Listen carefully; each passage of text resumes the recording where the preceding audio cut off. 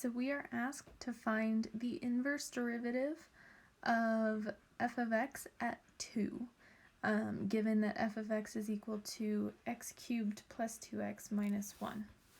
So I've written out the steps that we need to follow. So first we need to find f prime of x, which if you do power rule, you get 3x squared plus 2.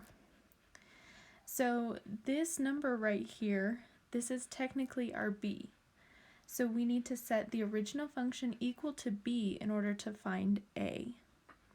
So we will set 2 equal to x cubed plus 2x minus 1. So if we subtract 2 from both sides, you will get x cubed plus 2x minus 1 is equal to 0. Use your calculator here to find the 0, and you will find that it happens at x equals 1. So this is your a. So now we find the derivative at a. So f prime of 1, you plug 1 into the derivative there, and you get 5.